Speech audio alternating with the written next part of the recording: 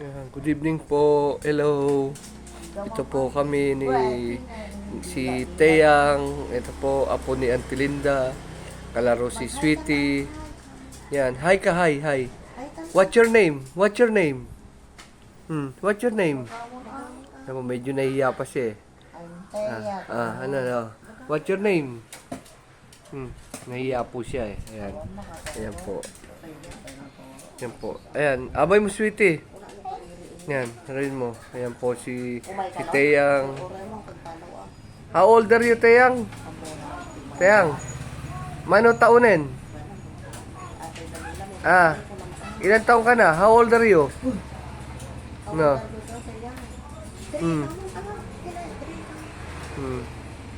Yan po, medyo nahihiya pa siya eh.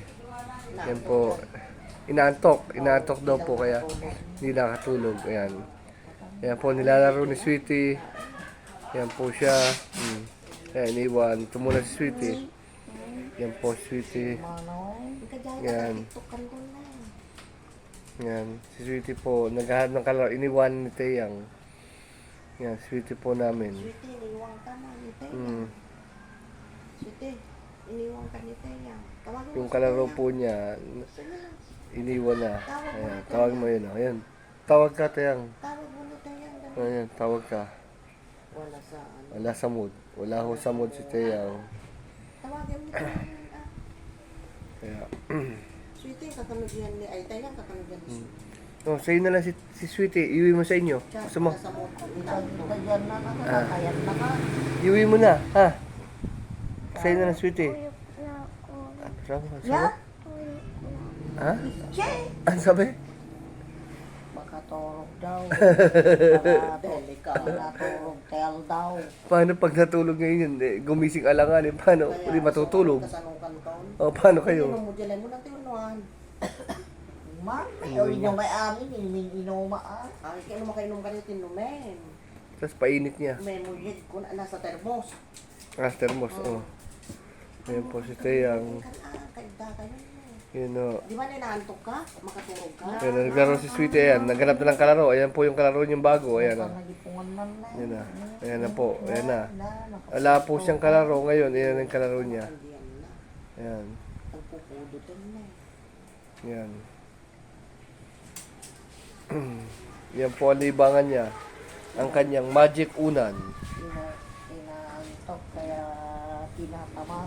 Ngayon po, inaantok daw po si Teyang, sabi ng lola niya. Inatamad, wala sa mood. Wala sa mood.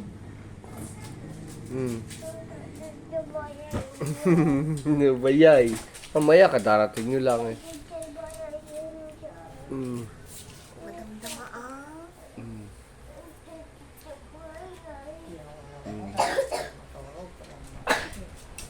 Ikaw, ito pa yun. Yang ang sampai maturog na i-redep ko pa yung basi din naman gida ko na agkal-kaloti may kasano dito na maturog niya to sa tingin di pa alanganin maturog ini na tumuro kuya panawag Yan po si Sweetie, naglalaro ng unan. Yan po play niya, ayan, maya-maya ihulog niya yan. Ayan, ayan, hinulog na. Tayang mo dengan kaluloko pa na ikilas Ayan. ako na siro mo Ayan, kaya mo ito papispisa ayan. na Ayan, ganyan po libangan niya, ayan. Hindi kaya mahilo. Ayan, ganyan ginagawa niya. Ni Sweetie. nagloko niya Ayan, ganyan. Ayan lang hobbies niya. Yan po hobbies ni Sweetie, ayan. Yan ang pinaka-play niya, play. Ayan. Yan po, oh. Yan. Ado ng tasmo. Yes, ado ng tasmo. Dua nga toro di ba kita. Na. Doon na doon. Yun. Madamdamaan. Dua kay gudwa. Madamdama. Andun sweet yung unan mo, kunin mo. Hindi makita. Andun. Ayun Tay din puwan na. Ibigay mo tayang. Itin mo man, ipungan na. Lem gipungan na kita. Yabot mo, yabot mo. Usangos na. Nakita na. Ayun na. Di ka may pandita eh. Di ka nila pa. Niya. Puro tayo na. Ka ano eh.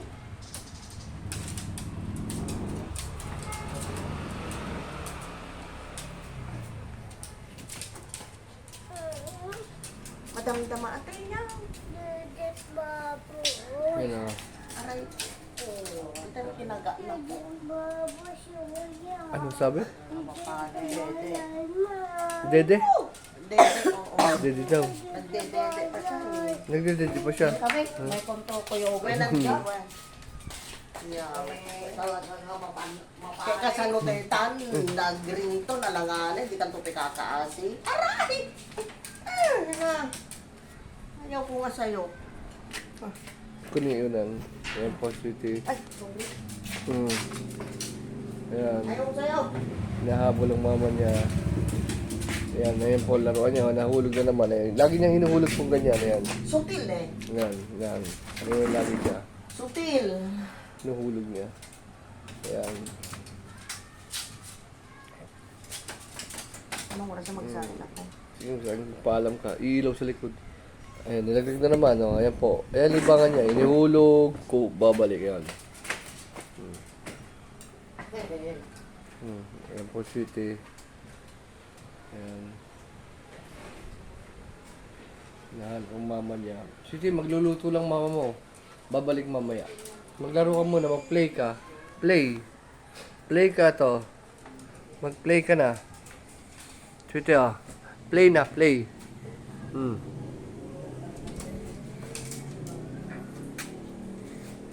Play ka lang, play. Po. Yan po ang libangan niya. Pagka wala na siyang ginagawa, lalaroin niya, unan niya. Yan. Kasi, pero mamaya pag nakaisip yan, wala yung mama niya, tatahol. Hanapin yung mama niya. Ganyan po ugali niya. Yan, laro siya. Yan, relax.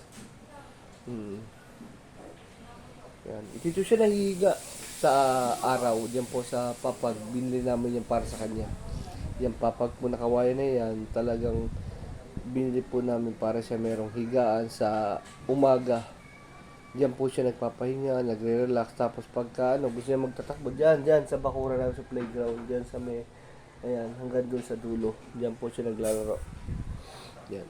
Yan ang libangan, sweetie. Laro, kain, tulog. Nakakaano po siya. Nakakaaliw. Kasi first time po namin mag-alaga ng aso. Pero naramdaman po namin na ang aso po pala pag napamahal sa iyo, kahit anong aso, may breed man o wala, parang tao. Totoo. Gaya ng sinabi ko dun sa last na vlog ko na binili po namin yan 2 buwan. Maliit lang po talaga. Actually, ang nagpalaki po niya kami, lalo yung mama niya, yung asawa ko po na tuwing umaga, inaalagaan, pinagtitimpla ng gatas, lahat dinadala namin sa veterinary para mabaksin.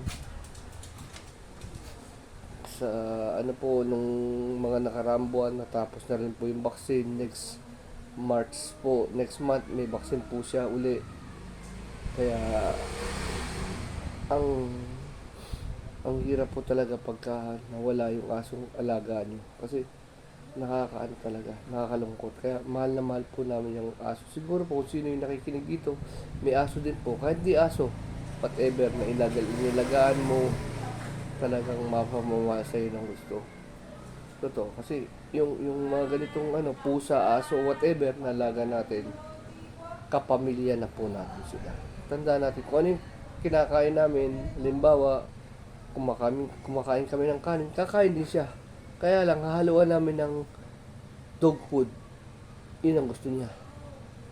Pag kumakain kami sa kusina, nakita namin, kumakain kami halimbawa ng bread, pwedeng bigyan ng bread yung aso. Kakain din siya. Kakalabitin. Ako o mama niya. Mga kalabit po siya. Tatahol. Ganun po siya. Kakalabit siya, tatahol. Hindi pwedeng hindi siya bigyan. Yun po. Pagka halimbawa po na gutom siya, kakalabit. Pag ma-jingle siya o dudumi, tatahol siya. Ganun po siya. Pag inaantok po, tahimik na yan, hihiga na. Ganun po siya, tahimik na. Pero pagka halimbawa na bagong gising yan, ayan, maglalaro ng ganyan, ng unan, tatakbo dyan. Tsaka pag halimbawa po itong e-bike namin, ni-remote ko, pinandar ko, tatahol kagad yan dito at tatayo dito. Wala na. Akala na kasi iiwan siya kasi alam niya eh, naalis. Ganun din po, pag halimbawa nakabisa ko, nakabisang mama niya, nakasombrero na, nakasalamin, iiyak na yan, tatahol. Na kasi akala niya, iiwan siya, hindi siya isasama. Minsan yun ho, kahapon, nagpunta kami sa palengke, iniwan namin siya, pero pinaalaga namin doon sa tita ng asawa ko. Ang ginawa namin, para hindi kami makita, pinatalagay ko muna doon sa likod, tsaka kami umalis. Nung pagdating namin, dumating na e-bike, kasama namin, dumating kami, tao siya, parang galit na galit. Hindi lang makapagsalita, parang tao siguro, bakit niya ako iniwan? Oo, matagal bago tumahan. Kinarga ko, ayaw magtigil. Talagang, parang galit siya na nagtampo. Na may isip talaga na, bakit niyo ako iniwan? Yun ho. Kasi kaya naman po namin iniwan, kasi nung lumakad kami, almost after lunch siya, mainit. Sa ganitong breed po, hindi pwedeng mainitan. Baka mag-collapse, lalo pag walang Gusto niya lagi sa lamig. Malamig na lugar. Kaya ho lagi may electric fan yan. Mula umaga yan hanggang gabi. Dalawa pa electric fan niya, kaya isa lang muna lang binuksan namin. Yan po. Yan, ganyan siya, relax. Nagpapahangin, nakatapat sa electric fan. Yan. Inaantay niya yung mama niya. Nandun sa kusina kasi magluluto ng dinner. Dito siya dumaan sa likod namin yan. Yan siya. Yan po, ang gawain ni Sweetie. Yan. Tapos yung kumakain po siya ngayon, 1 year old na siya, more than 2 beses na lang siya kumain. Sa umaga, tsaka sa gabi. May oras. Kunyari pinakain namin ng alas 7 o 7:30, kakain mamaya uli alas 7. 12 hours sa interval. Kailangan lagi consistent yung pakain namin. Pero sa umaga, konti lang nakakain niya. Sa gabi siya medyo malakas kumain. Kaya ginagawa namin, dinadagdagan namin yung pagkain niya sa gabi. Pero sa umaga, hindi ganong madami. Hindi siya ganong makakain. Ganun. Tapos pag halimbawa pagkain, nagpahinga siya ng konti dito. After 15 minutes, ibababa namin para dumumi doon sa niya. Doon sa CR niya doon. May CR po siya. Dumumi, umihi. Ayan, pagkatapos, lilinisan namin. Then, balik ulit dito. Maglaro ulit siya. Ganun po. Ganun ang lagi ginagawa niya. Yan. Yan po si Sweetie namin. Kaya, totoo lang po, mahirap ding mag-alaga ng ganitong breed o what yung malalaki. Kailangan may tiyaga. Totoo, may patient tayo. Para kasi importante talaga dito yung vaccine. Kailangan makumpleto. Pag hindi kumpleto, baka magkasakit, lalo na pagka halimbawang yung mga aso natin na hindi hindi maintain yung gamot nila. Totoo. Mag-observe tayo. Mas mahirap po yung alaga na aso, yung yung American Pitbull. Malaki yung maintenance tsaka yung vaccine. Kung dito yung vaccine po nito, kada injection na isa 500 po. Hindi ko lang alam kung doon sa American Pitbull, yung malaki, yung uso na parang baboy, siguro more than 1,000 siguro yung pag vaccine. Tapos yung pakain pa daw doon, yung balita ko 1 kilo daw na baboy kayang ubusin yun. Isang kainan lang. Malakas ang maintenance nun. Kaya siguro ito yung aso namin na ito, yung Shih Tzu na to, nirekomenda lang ng pinsan ng asawa ko. Nung dumating kami, gusto niya mag-alaga ng aso. Ano sabi ko sa asawa ko, anong lahi? Sabi Shih Tzu, sabi, subukan natin. Tapos yun, tinanong namin kung puro ba, pure breed, sabi puro daw. Pina-check naman namin puro. No, so nung kinuha namin, 2 months, maliit pa siya, yun, tahol ng tahol. Talagang almost 2 to 3 days kami bago mag-adjust. Ganun. Ang liit niya. Iba kulay niya dati, kulay black. Black po ang kulay niya dati. Black na with white. Tsaka yung mukha niya, hindi ganyan. Parang ano, yung unggoy na maliit, ganun ang mukha niya. Ngayon, malaki na siya. Sa awa ng Diyos, nakasurvive siya. Kasi dati po, nung last 4 o 5 months ata, nag-scissor po siya, yung bang nag-collapse siya. Kasi nung nasa likod siya, na mainit sa likod, tag-init nun, nababad siya dun sa init yung sa likod kasi walang kisame yung likod namin, na-expose sa init tapos hindi natapatan ng ventilador. Kailangan pagka ilagay sa mga may init na lugar, kailangan may hangin kahit konti. Yung ganitong breed. Ito. Mga ganyang breed, kailangan talaga cool place. Totoo. Dahil tinan mo, makapal yung balahibo niya, kailangan talaga malamigan siya. Yan o. Pinakalbo na rin namin siya dati. Hindi naman total kalbo, yung semi-kalbo lang. Kasi marami dating kuto. Ngayon, hindi na ganong madami. Mild na lang ba. Nakikita naman namin pag pinapaliguan, meron akong biniling shampoo na okay naman, na hindi na ganong nagkakamot. Pero nandun pa rin, normal lang daw, sabi ng mga veterinary na pagtalong ka ng normal lang sa aso ko lang, talagang nagkakamot. Yan. Yan, may naalala nyo naman. Yan po. Yan.